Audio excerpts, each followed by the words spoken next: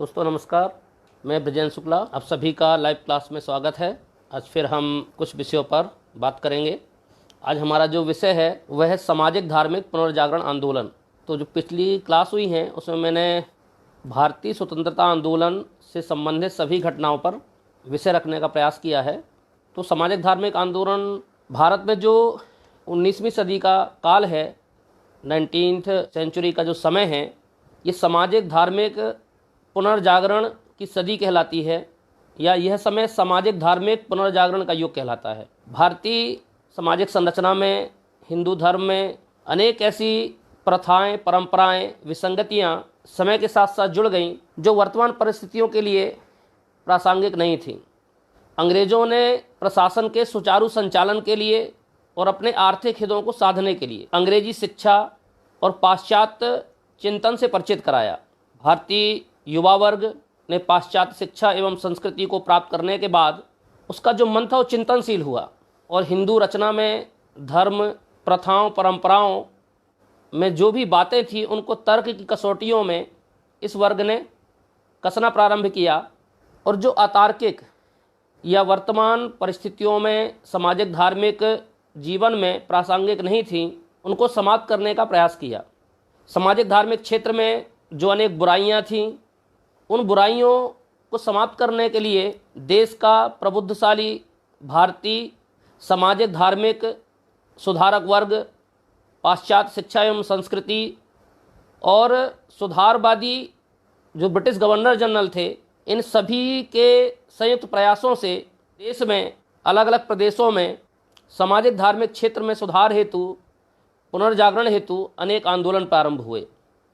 वैदिक धर्म में प्रारंभ हुए, हिंदू धर्म, इस्लाम धर्म, पारसी धर्म, सिख धर्म, इन सारे धर्मों के जो बुद्धिजीवी लोग थे उन्होंने इस दिशा में सोचना प्रारंभ किया।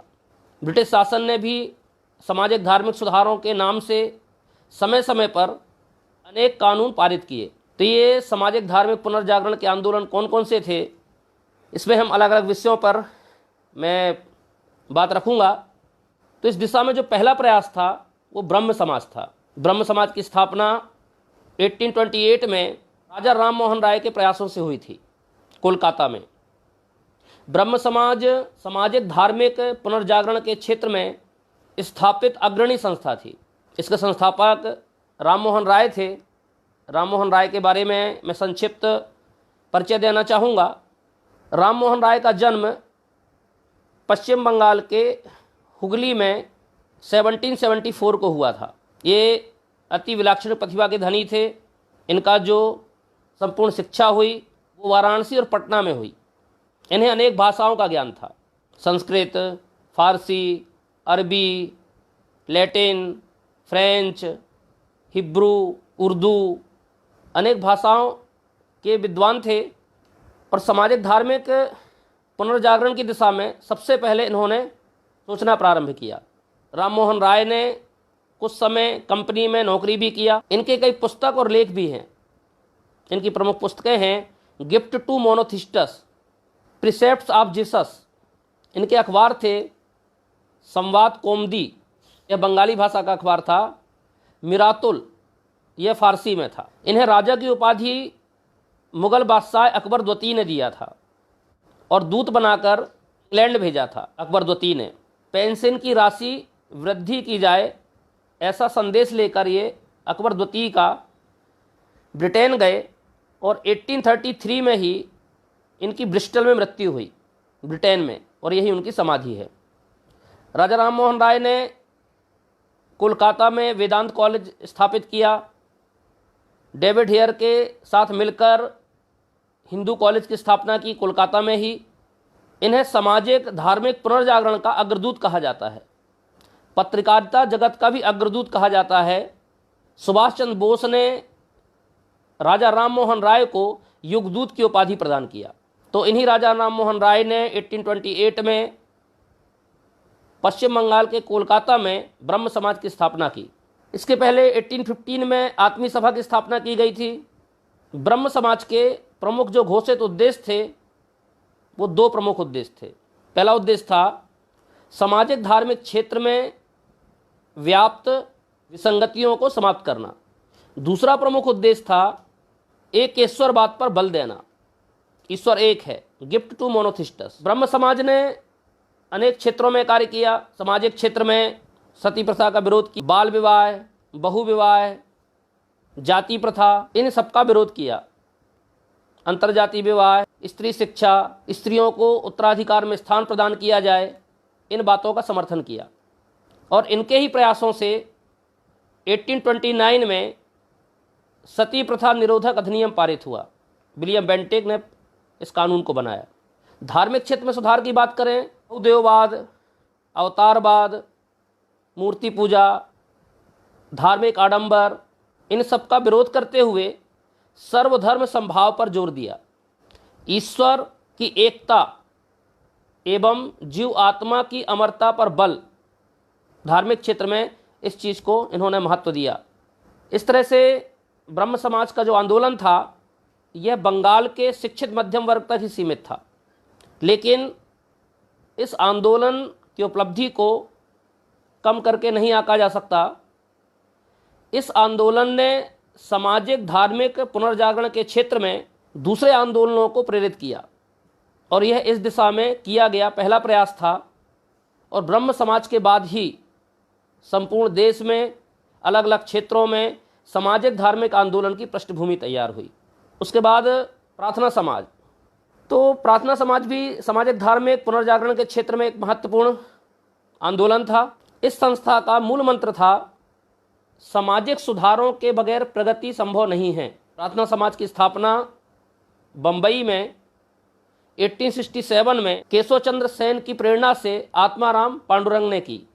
आरजी भंडारकर, महादेव गोविंद नानाडे, वर्कर, इसके अन्य समर्थक प्रमुख व्यक्ति थे। प्रार्थना समाज ने कभी भी अपने आप को हिंदू समाज से पृथक नहीं रखा। हिंदू समाज में व्याप्त विसंगतियाँ, मूर्ति पूजा, बहुदेववाद, बलि प्रथा, अंधविश्वास और भी अन्य कर्मकांडी तत्वों का विरोध किया प्रार्थना समाज ने। इसके साथ ही साथ शिक्षा के क्षेत्र के लिए, शिक्षा के प्रचार प्रसार के लिए दक्कन एजुकेशन सोसाइटी का गठन किया। सभी राजनीतिक कार्यकर्ताओं को एक मंच में लाने के लिए पूना सार्वजनिक सभा की स्थापना किया। इन्हीं के प्रयासों से स्थापित हुआ। इन लोगों ने जाति प्रथा की निंदा किया, विशेष तौर पर दलित जातियों के उत्थान की बात की, अस्पृश्यता निवारण की बात की। और इन प्रयासों के अंतर्गत दलित समाज सेवा मंडल और पीड़ितों के लिए समाज सेवा संघ जैसे संगठन स्थापित किए गए प्रार्थना समाज के प्रयासों से। इस दिशा में तीसरा प्रमुख आंदोलन था आर्य समाज। आर्य समाज ने केवल सामाजिक धार्मिक क्षेत्र में ही नहीं बल्कि राजनीतिक क्षेत्र में भी सुधार के लिए महत्वपूर्ण कार्य किया। आर्य समाज की स्थापना 1875 में दयानंद सरस्वती ने बंबई में की थी, लेकिन आर्य समाज का जो बड़ा केंद्र बना वह केंद्र लाहौर बना। इस आंदोलन के अन्य प्रमुख समर्थक थे लाला हंसराज, पंडिता रमाबाई, पंडित गुरुदत्त, लाला लाजपत राय, स्वामी श्रद्धानंद आर्य समाज के अन्य प्रमुख समर्थक थे। तो आर्य समाज के संस्थापक दयानंद सरस्वती, इनका जन्म 1824 में गुजरात में हुआ था। इनका मूल नाम मूल शंकर था और बालकाल से इन्होंने गृह त्याग कर दिया था। स्वामी पूर्णानंद से दीक्षित होकर ये सन्यासी बन गए। बाद में स्वामी विरजानंद के संपर्क में आकर इन्होंने वेदों का ज्ञान प्राप्त किया और आर्य समाज की स्थापना किया। स्वामी दयानंद सरस्वती ने कुछ महत्वपूर्ण पुस्तकें भी लिखा। इनका सबसे महत्वपूर्ण जो पुस्तक है सत्यार्थ प्रकाश, यह संस्कृत भाषा में लिखा। इसमें हिंदू जीवन दर्शन का जो वास्तविक स्वरूप है उन बातों का विस्तृत वर्णन किया है दयानंद सरस्वती ने। और साथ ही साथ आर्यों के आगमन का सिद्धांत दिया, तिब्बत का सिद्धांत। इनकी दूसरी महत्वपूर्ण पुस्तक है पाखंड खंडन। स्वामी दयानंद सरस्वती ने ही पहली बार स्वराज शब्द का प्रयोग किया था। स्वामी जी स्वशासन के, स्वराज के प्रबल समर्थक थे। विदेशी शासन को पाप मानते थे। इनके सुधार कार्यों के कारण ही इन्हें भारत का मार्टिन लूथर किंग भी कहा जाता है, स्वामी दयानंद सरस्वती को। तो ये आर्य समाज के संस्थापक थे। आर्य समाज का जो पूरा दर्शन है वो वेदों पर आधारित है। आर्य समाज ने वेदों की प्रामाणिकता को, उनकी सर्वोच्चता को स्वीकार किया और गो बैक वेदास, वेदों की ओर लौटिए, ऐसा नारा दिया आर्य समाज ने। आर्य समाज ने सामाजिक, धार्मिक, राजनीतिक, शैक्षणिक हर क्षेत्र में कार्य किया। धार्मिक सुधार की दिशा में इनका जो प्रमुख कार्य था, तो आर्य समाज ने वेदों को ज्ञान का प्रमुख स्रोत माना है। ज्ञान का जो प्रमुख स्रोत है वो वेद हैं, इसलिए वेदों के अध्ययन को प्रोत्साहित करना चाहिए। मंत्रों का पाठ वेदों के आधार पर होना चाहिए। मूर्ति पूजा, अवतारवाद, बलि प्रथा, तीर्थ यात्रा, पुरोहितवाद, इन सभी कर्मकांडों का विरोध किया, पुराणों का विरोध किया। कर्म एवं पुनर्जन्म व आत्मा की अमरता को स्वीकार किया। महत्वपूर्ण बात है कि जो आर्य समाज के लोग हैं ये कर्म एवं पुनर्जन्म और आत्मा की अमरता को स्वीकार करते हैं, जबकि अन्य जो सामाजिक धार्मिक आंदोलन हैं वो इस व्यवस्था को स्वीकार नहीं करते हैं। इसके अतिरिक्त ऐसे व्यक्ति जो दूसरे धर्म में जा चुके हैं उन्हें पुनः हिंदू धर्म में लाने के लिए आर्य समाज के द्वारा शुद्धि आंदोलन प्रारंभ किया गया। गाय की रक्षा के लिए गोरक्षणी सभा का गठन किया गया। इस तरह से इनका धार्मिक सुधार था। सामाजिक सुधार के क्षेत्र में इन्होंने भारतीय समाज में आत्मसम्मान और आत्मगौरव को जगाने का कार्य किया। सामाजिक क्षेत्र में व्याप्त जो विसंगतियां थीं, बाल विवाह, पर्दा प्रथा, जाति प्रथा, बहुविवाह, इन सब का प्रबल विरोध किया। अंतरजातीय विवाह, विधवा पुनर्विवाह, भारतीय संस्कृति और हिंदी का प्रचार प्रसार, इन बातों का समर्थन किया। राजनीतिक क्षेत्र में आर्य समाज के लोग शासन के समर्थक थे, लोकतंत्र के समर्थक थे। दयानंद सरस्वती का मानना था बुरे से बुरा स्वदेशी राज्य अच्छे से अच्छा विदेशी राज्य से श्रेष्ठ होता है, और देश में पहली बार स्वराज शब्द का जो प्रयोग किया वह दयानंद सरस्वती के द्वारा ही किया गया। इन्होंने नारा भी दिया, भारत भारतीयों के लिए है। इस तरह से राजनीतिक क्षेत्र में स्वतंत्रता, समानता, प्रजातंत्र, इसकी स्थापना के पक्षधर थे। शिक्षा के क्षेत्र में ये वैदिक शिक्षा के प्रबल समर्थक थे। लेकिन आर्य समाज में एक वर्ग ऐसा भी था जो वैदिक शिक्षा के साथ साथ पाश्चात्य शिक्षा का भी समर्थन करता था, जैसे लाला लाजपत राय, लाला हंसराज, इन लोगों ने पाश्चात्य शिक्षा का भी समर्थन किया। और इसीलिए बाद में आर्य समाज के दो गुट हुए। एक समूह जो ऐसा था जो पाश्चात्य शिक्षा का समर्थन करता था, और उसी समूह के द्वारा दयानंद एंग्लो वैदिक कॉलेज स्थापित किए गए। दूसरा वर्ग जो वैदिक शिक्षा का समर्थन करता था, उसमें प्रमुख तौर पर स्वामी श्रद्धानंद के द्वारा 1902 में हरिद्वार के पास गुरुकुल कांगड़ी विश्वविद्यालय स्थापित किए गए, जो अभी भी संपूर्ण देश और दुनिया में संचालित हो रहे हैं। इस तरह से आर्य समाज का आंदोलन दूसरे अन्य आंदोलनों की तुलना में अधिक व्यापक था। इस आंदोलन का प्रभाव जनमानस में अधिक पड़ा, और बड़ी उपलब्धि की बात यह है कि आर्य समाज का जो आंदोलन है ये अभी भी देश और देश के बाहर अपने लक्ष्यों को प्राप्त करने के लिए सतत संचालित हो रहा है। वर्तमान समय में भी आधुनिक शिक्षा प्रणाली के युग में इस समाज द्वारा संचालित शिक्षण संस्थान डीएवी स्कूल आज भी देश के स्थापित और महत्वपूर्ण स्कूल हैं जो देश के युवाओं को दिशा दे रहे हैं। उसके बाद रामकृष्ण मिशन भी सामाजिक धार्मिक क्षेत्र में कार्य करने के लिए प्रतिबद्ध एक महत्वपूर्ण संस्था है।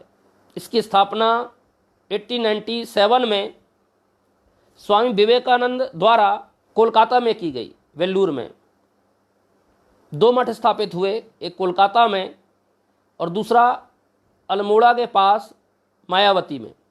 तो इस मिशन के संस्थापक थे स्वामी विवेकानंद। स्वामी विवेकानंद का जन्म 12 जनवरी 1863, 12 जनवरी 1863 को कोलकाता में हुआ था। बाल्यकाल से ही प्रखर बुद्धि के थे, अच्छे तैराक थे, बचपन में अच्छा खेलना जानते थे, कोई भी कार्य करते थे बहुत श्रेष्ठता से करते थे। इनके बचपन का नाम नरेंद्र नाथ दत्त था। इनकी माँ इन्हें प्यार से बिले बुलाती थी। ऐसा भी कुछ लेखक उल्लेख करते हैं कि ये शिव के अंश थे। इनकी माँ वाराणसी में भगवान भोले जो हैं, काशी में विश्वनाथ जी पर बड़ी आस्था थी नरेंद्र की माँ की। और एक बार उस स्वप्न में आए जब वो गर्भवती थी कि मैं अपने अंश के रूप में इस धरती में आ रहा हूँ। तो नरेंद्र नाथ दत्त बचपन का नाम था। बाद में इनके गुरु बने रामकृष्ण परमहंस। ये माँ महाकाली के अनन्य भक्त थे। इनसे मिलने के बाद नरेंद्र का जीवन ही बदल गया। जब नरेंद्र छोटा था तो मिट्टी के जो खिलौने होते थे, जो भगवान की मूर्तियां होती थी, उनसे खेलते थे। बाल्यकाल में माता पूजा करती थी तो प्रश्न पूछते थे कि माँ, आपने भगवान को देखा है क्या? यानी नरेंद्र नास्तिक नहीं थे, आस्तिक थे, भगवान पर विश्वास था। लेकिन उस तार्किक मस्तिष्क पर एक प्रश्न था कि माँ, क्या आपने भगवान को देखा है? और ये प्रश्न वो हर व्यक्ति से करते थे जिसके प्रति भी उनका विश्वास होता था। एक बार उनके चाचा ने कहा कि तुम मेरे यहाँ भजन संध्या है, एक संत जी आने वाले हैं, तुम आओ, तुम्हारे इस प्रश्न का उत्तर देंगे वो। तो उस भजन संध्या में नरेंद्र गए। वहाँ रामकृष्ण परमहंस आए और रामकृष्ण परमहंस तो अंतर्यामी थे। उन्होंने नरेंद्र को पहचान लिया। नरेंद्र ने वहाँ भजन गाया तो मंत्रमुग्ध हो गए। तो रामकृष्ण परमहंस को जिसकी तलाश थी वो उन्हें मिल गया। लेकिन नरेंद्र तो अभी अबोध बालक था, वो समझ नहीं रहा था। और नरेंद्र को स्वाभाविक तौर पर रामकृष्ण ने आमंत्रित कर दिया, आश्रम आओ कभी। नरेंद्र मिलने गए, पहली बार मिले। और जब मिले तो पहले यही प्रश्न पूछा कि बाबा, क्या आपने भगवान को देखा है? तो रामकृष्ण परमहंस ने यही उत्तर दिया कि हाँ, मैंने भगवान को देखा है, बिल्कुल वैसे ही देखा है जैसे मैं तुझे देख रहा हूँ। और केवल बोला नहीं, उसका बोध भी कराया। उससे नरेंद्र संतुष्ट हुए।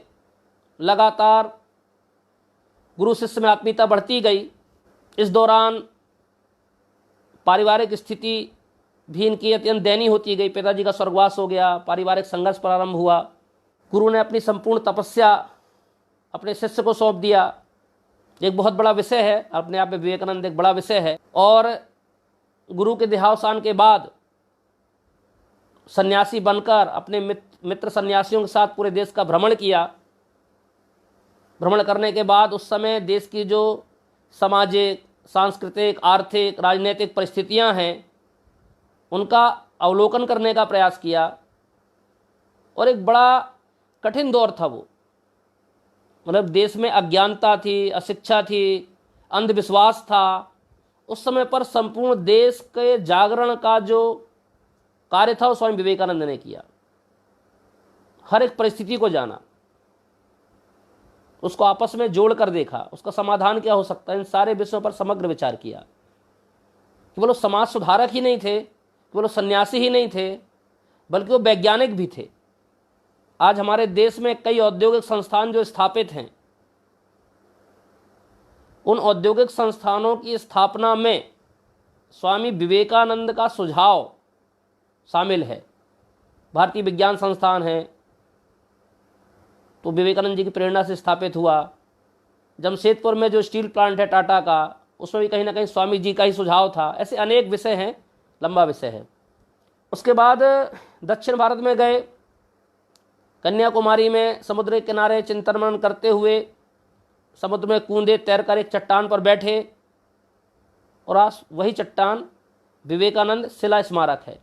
1963 में स्वयं विवेकानंद के 100 वर्ष पूर्ण होने पर संपूर्ण देशवासियों के सहयोग से वह विवेकानंद स्मारक बनाया गया, जो कि बहुत ही अच्छा स्थान है, जिसको हम एक आध्यात्मिक या चेतना का केंद्र कह सकते हैं।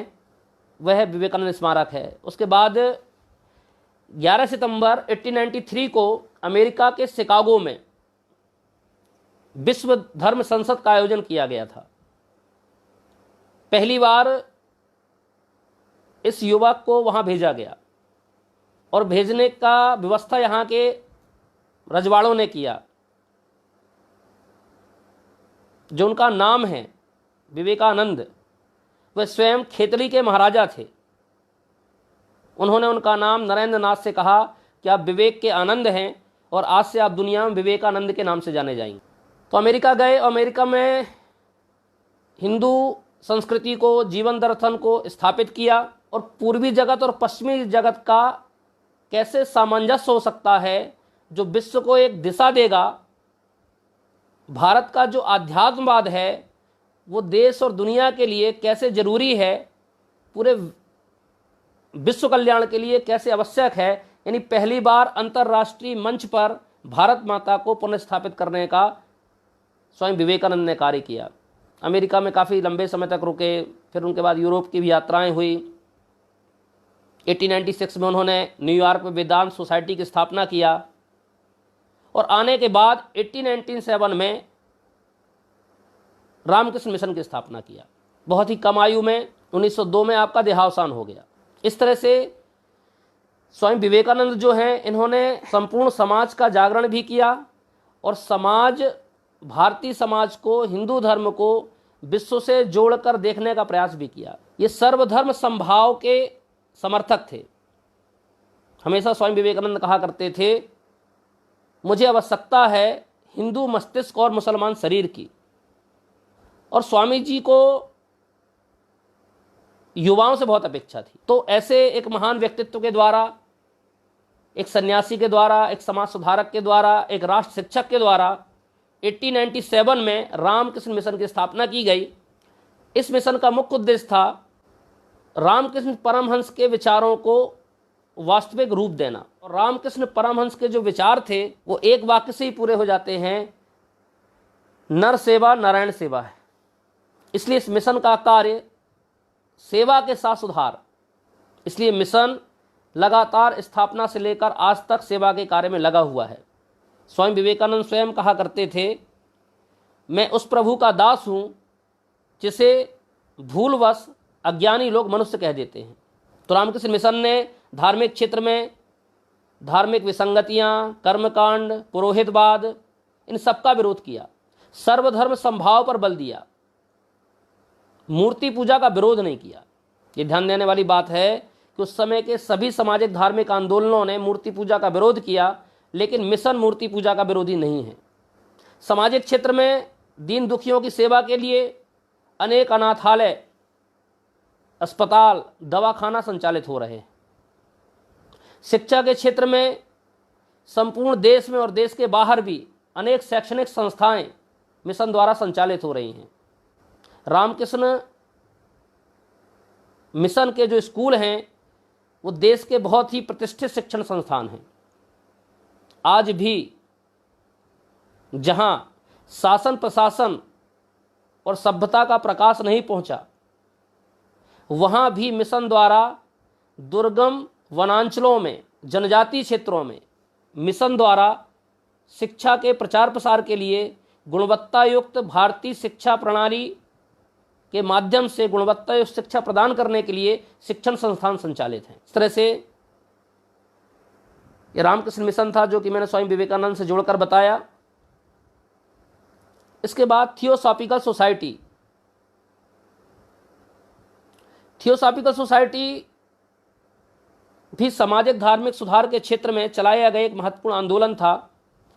यह ग्रीक भाषा के दो शब्दों से, थियोस और सोफिया।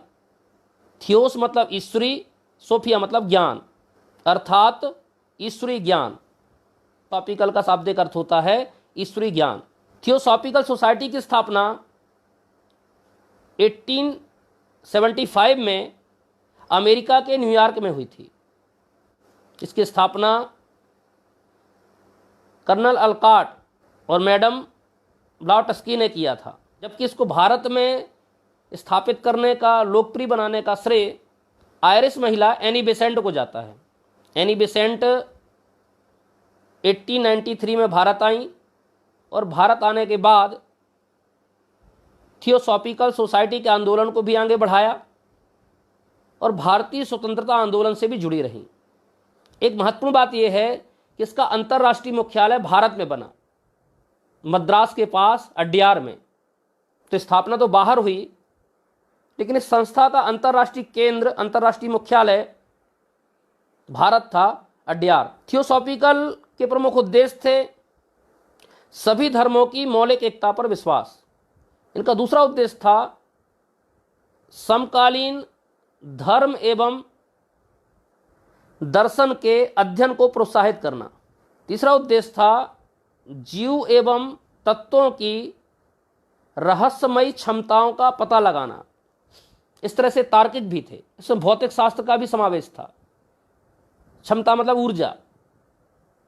भौतिक शास्त्र ये मानता है, फिजिक्स ये मानता है कि प्रत्येक कण में, प्रत्येक द्रव्य में ऊर्जा होती है। इस तरह से इन लोगों ने बताया कि प्रत्येक जीव एवं तत्व में जो रहस्यमयी क्षमताएं हैं, अर्थात ऊर्जा है, उस ऊर्जा को लेकर अनुसंधान करना, उसका उपयोग करना। इस तरह से ये वैज्ञानिक भी थे और रहस्यमयी भी थे। इस संस्था ने प्रजाति भेद का विरोध किया, स्त्री पुरुष समानता पर बल दिया, व्यक्ति को परोपकारी आचरण करना चाहिए, लोकोपकार पर बल दिया। ये इनके प्रमुख कार्य थे। थियोसॉफिकल सोसाइटी का जो दर्शन था यह बौद्ध एवं हिंदू धर्म से प्रेरित था और इस संस्था का मत था कि दोनों धर्मों की, अर्थात हिंदू धर्म और बौद्ध धर्म की मान्यताओं को स्वीकार करके निर्वाण की प्राप्ति संभव है। हिंदू धर्म का अंतिम प्रयोजन, अंतिम लक्ष्य मोक्ष है। बौद्ध धर्म में अंतिम प्रयोजन, अंतिम लक्ष्य निर्माण है। हालांकि कुछ मोक्ष निर्माण में भी मूलभूत अंतर हैं, वो हमारी चर्चा का विषय नहीं है। तो थियोसॉफिकल के कार्यकर्ताओं ने यह माना कि दोनों धर्म के दर्शन का अनुसरण करते हुए मोक्ष प्राप्ति संभव है। इसके बाद सामाजिक धार्मिक सुधार के क्षेत्र में बंगाल में एक बहुत ही महत्वपूर्ण आंदोलन चला। यद्यपि वो कुछ समय के लिए चला, लेकिन सामाजिक धार्मिक जीवन में उसका भी महत्वपूर्ण प्रभाव था। तरुण बंगाल आंदोलन, यंग बंगाल आंदोलन। तो एक एंग्लो इंडियन थे, हेनरी विवियन डेरेजियो। इन्हें आधुनिक भारत का प्रथम राष्ट्रवादी कवि होने का श्रेय प्राप्त है। हेनरी विवियन डेरेजियो जो थे, इन्होंने हिंदू कॉलेज कोलकाता में अध्यापन का भी कार्य किया था। ये प्रोफेसर थे। इन्होंने ही बंगाल में सामाजिक धार्मिक चेतना जागृत करने के लिए यंग बंगाल आंदोलन प्रारंभ किया। इस आंदोलन का मुख्य उद्देश्य था सामाजिक चेतना का प्रसार। सामाजिक चेतना के जागरण के लिए हेनरी विवियन डेरेजियो ने बहुत कार्य किया। हमेशा अपने छात्रों से कहा करते थे कि तार्किक और विवेकशील ढंग से विचार करो। स्वतंत्रता, समानता, न्याय, सत्य, इन बातों पर विचार करो, इन विषयों पर सोचो। ऐसा इनका हमेशा छात्रों से आह्वान होता था। इनका अंतिम लक्ष्य यही था कि सामाजिक चेतना जागृत होगी तो समाज की सारी समस्याओं का समाधान होगा, और सामाजिक चेतना के जागरण से अन्य बातें भी सुधरेंगी या अच्छी होंगी, क्योंकि सारी व्यवस्थाओं का जो आधार है वो समाज है। सामाजिक परिवर्तन से अन्य परिवर्तनों का होना संभव है। तो इनका प्रमुख उद्देश्य था सामाजिक चेतना का जागरण। दूसरा उद्देश्य था प्रेस की स्वतंत्रता बरबल। तीसरा उद्देश्य था जो उच्च प्रशासनिक पद हैं उन पदों पर भारतीयों की भागीदारी बढ़े। और अगला उद्देश्य था नारी शिक्षा एवं नारी अधिकार पर जोर। इस तरह से बंगाल में इस आंदोलन ने सामाजिक जागरण के लिए महत्वपूर्ण भूमिका निभाई। 22 वर्ष की आयु में 1831 में हेनरी विवियन डिरेजियो को हैजा हो गया और हैजा के कारण इनकी मृत्यु हो गई। सुरेंद्रनाथ बनर्जी ने इनके बारे में लिखा है कि ये आधुनिक सभ्यता के अग्रदूत थे और ये मेरी जाति के पिता थे। ऐसा ही सुभाष चंद्र बोस ने स्वामी विवेकानंद के बारे में लिखा है कि स्वामी विवेकानंद आधुनिक राष्ट्रीय आंदोलनों के आध्यात्मिक पिता थे। इस विषय का उल्लेख मैंने स्वतंत्रता आंदोलन में भी किया था कि देश में जो स्वतंत्रता आंदोलनों ने गति और दिशा पकड़ी उसमें कुछ महत्वपूर्ण विद्वानों की बहुत महत्वपूर्ण भूमिका है। स्वामी विवेकानंद, दयानंद सरस्वती, अरविंद घोष। तो इस तरह से यंग बंगाल आंदोलन था। उसके बाद कुछ समाज में जो निम्न जातियां थीं, जिन्हें साहित्य में दलित जातियां कहा गया है, वो अनेक प्रकार की विसंगतियों से पीड़ित थीं। शिक्षा से वंचित थीं, शासन प्रशासन में कार्य करने से वंचित थीं, अस्पृश्यता, अनटचेबिलिटी, छुआछूत एक भयंकर महामारी की तरह थी। तो समाज में जो निम्न जातियां थीं वो अनेक प्रकार के अधिकारों से वंचित रह गईं। तो दलित चेतना जागृत करने के लिए और दलित समाज में जो भी समस्याएं हैं उनको समाप्त करने के लिए भी हमारे देश में अनेक समाज सुधारकों ने कार्य किया। और इस दिशा में दलित चेतना, दलित जातियों के विकास के लिए जो पहला प्रयास प्रारंभ हुआ वह सर्वप्रथम दक्षिण भारत से हुआ। इस दिशा में ज्योतिराव गोविंदराव फूले, ज्योतिबा फुले, इन्होंने छुआछूत का विरोध किया और दलित जातियों के हितों की रक्षा के लिए हर संभव प्रयास किया।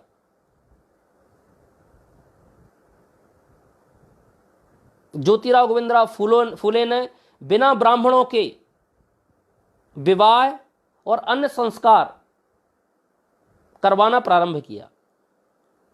बाद में सावित्रीबाई फूले, जो स्वयं पहले पढ़ी लिखी नहीं थी, उन्होंने शिक्षा प्राप्त किया, शिक्षिका बनी और उन्हें देश की प्रथम शिक्षिका होने का गौरव प्राप्त है और उन्होंने समाज की महिलाओं को शिक्षित करने के लिए संपूर्ण जीवन लगा दिया। तो दलित उद्धार के लिए यह बहुत बड़ा आंदोलन था ज्योतिराव गोविंदराव फूले और सावित्री फूले का।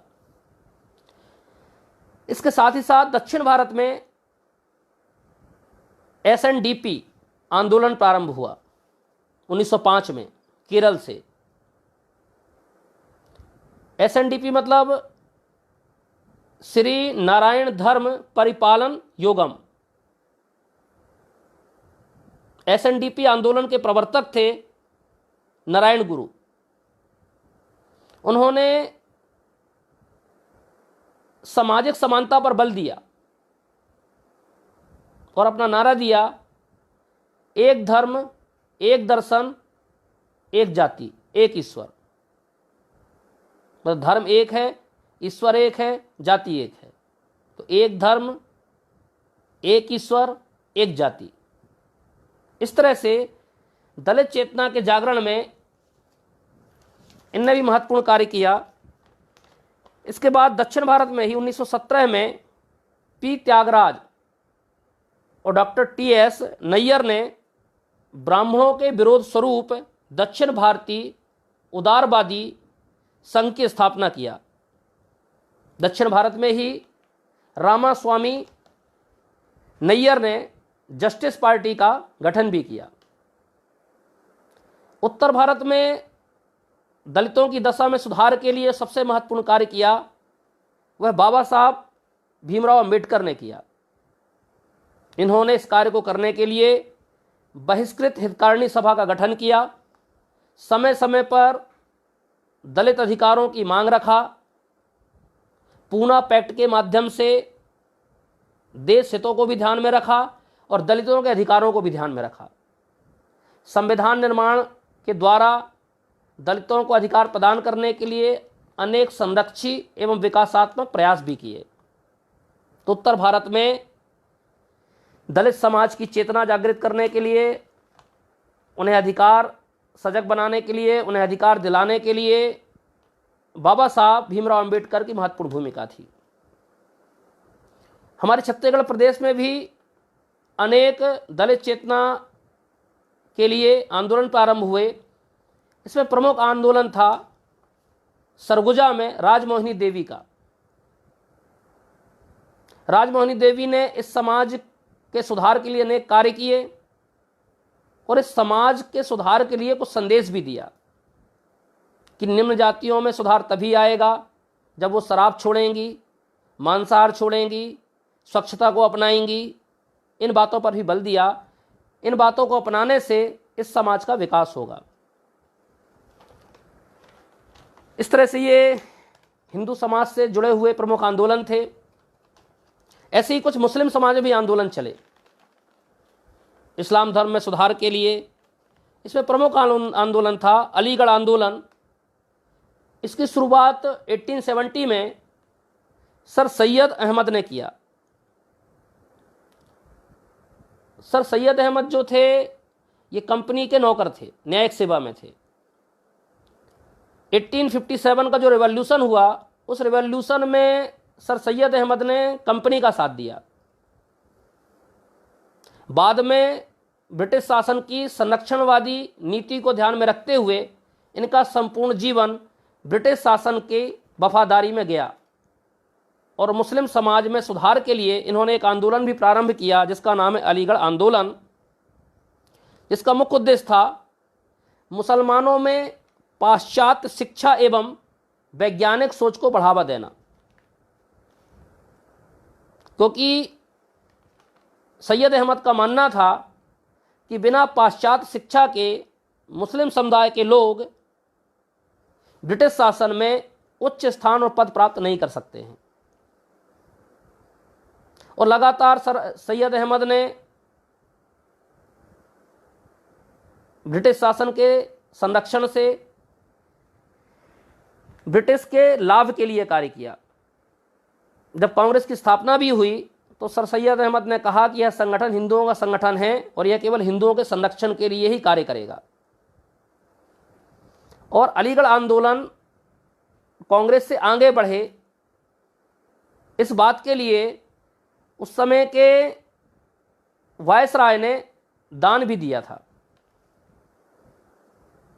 भारतीय मुसलमान जो हैं ये ब्रिटिश शासन के प्रति निष्ठावान है, इस बात को लेकर उन्होंने एक पत्रिका निकाला था राजभक्त मुसलमान।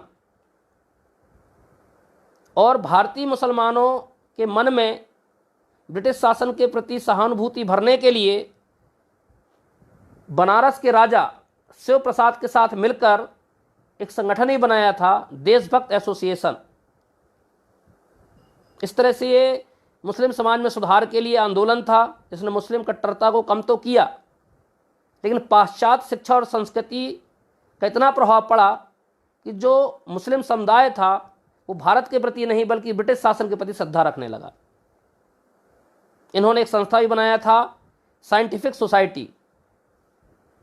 इसके अलावा 1920 में यही आंदोलन अलीगढ़ मुस्लिम विश्वविद्यालय के रूप में सामने आया। दूसरा प्रमुख मुस्लिम आंदोलन था अहमदिया आंदोलन।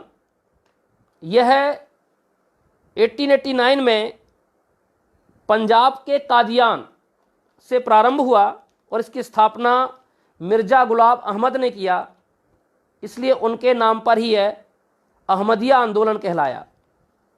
इस आंदोलन का भी मुख्य उद्देश्य था इस्लाम को मूल रूप में स्थापित करना और मुस्लिम वर्ग में आधुनिक वैज्ञानिक एवं औद्योगिक प्रगति को धार्मिक मान्यता प्रदान करना, यानी मुस्लिम समाज का आधुनिकीकरण करना, यह इस आंदोलन का प्रमुख उद्देश्य था।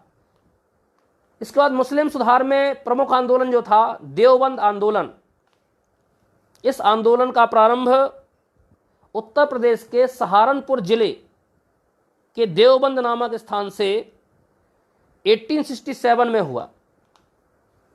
इस आंदोलन को प्रारंभ करने वाले जो प्रमुख लोग थे मोहम्मद कासिम नानौतवी, रशीद अहमद गंगोही, इन लोगों ने प्रारंभ किया।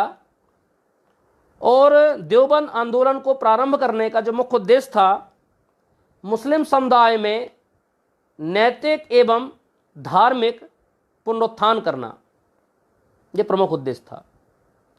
दूसरा उद्देश्य था अंग्रेजी शिक्षा एवं पाश्चात्य संस्कृति का बहिष्कार करना। तीसरा उद्देश्य था मुस्लिम धर्म के प्रचार करने हेतु धार्मिक व्यक्तियों को तैयार करना।